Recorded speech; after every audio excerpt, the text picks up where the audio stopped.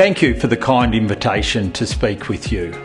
Can I acknowledge Dr. Akio Mimura AC and Sir Rod Eddington AO for the AJBCC and JABCC's tireless work in fostering closer business relationships between our two great nations.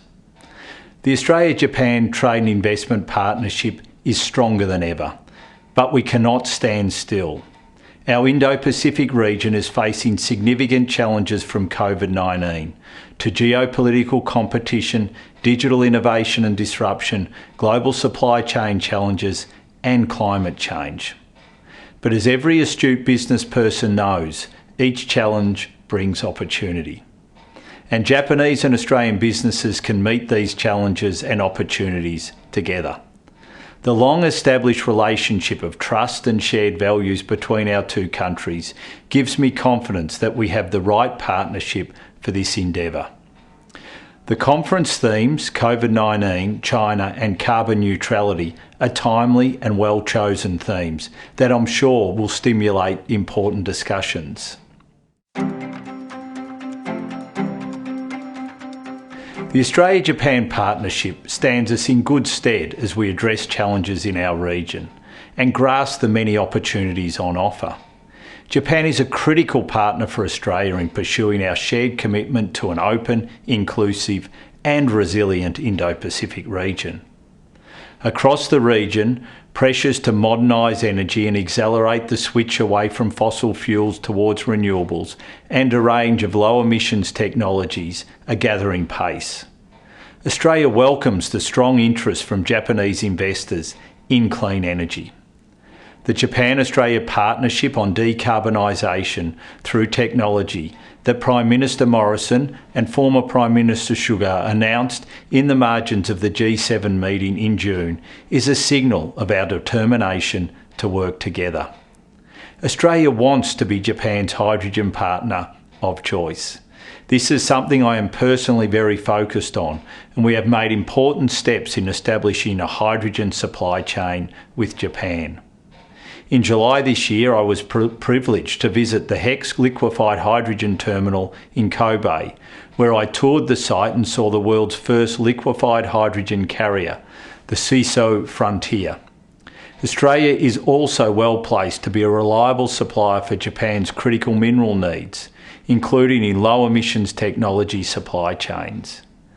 With our resources of critical minerals and pipeline of highly prospective projects, Australia can continue to help Japan diversify and secure its critical mineral supplies, continuing the decade-long rare earths cooperation already in train. We are also cooperating on digital trade.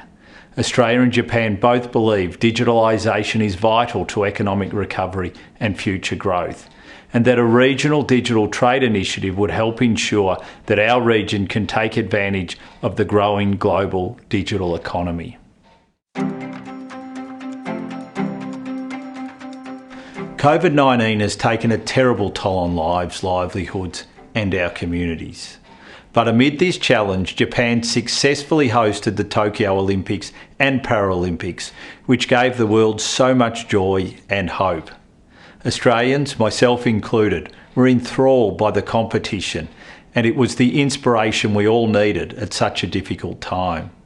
It showed us that we can find ways to adapt and live with this virus. And learning to live with this virus is key. That is why National Cabinet has agreed to the National Plan. It is our roadmap out of this pandemic and will see us open up at key vaccination milestones.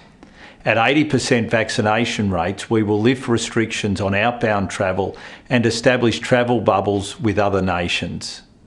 My hope is Japan can be one of the first nations we can establish a bubble with.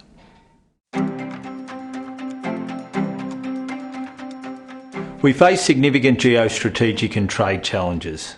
Australia remains concerned about the significant increase in disruptive and restrictive measures implemented by China on a wide range of Australian exports. China has consistently spoken about its commitment to open trade and the multilateral trading system, including through their recent request to accede to the CPTPP. We have conveyed to China our expectation that WTO members and CPTPP aspirant economies should conduct trade in accordance with established rules. We remain ready to discuss our concerns with China at any time to seek to resolve them. We know Australia is not the only country that has concerns about geostrategic and trade challenges. A well-functioning WTO that sets clear rules and effectively resolves disputes is one tool to help address disruptive trade actions. It's clear the multilateral trading system is facing significant pressure from shifts in the global trade investment environment. And it is important that the WTO plays a key role in providing the rulebook and being the independent umpire for international trade.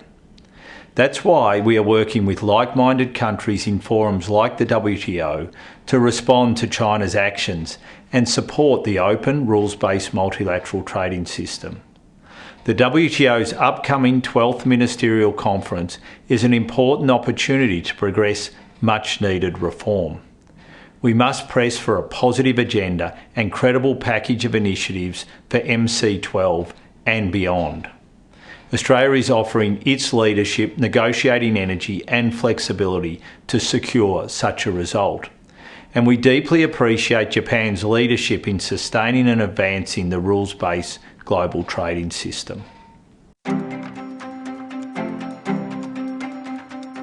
Friends, my final message is this. We have much to be optimistic about for the future of our trade and investment partnership. Business and government must work together to seize the opportunities as we emerge from the pandemic to grow and further strengthen our economies and the Indo-Pacific. That is why gatherings like this are so important.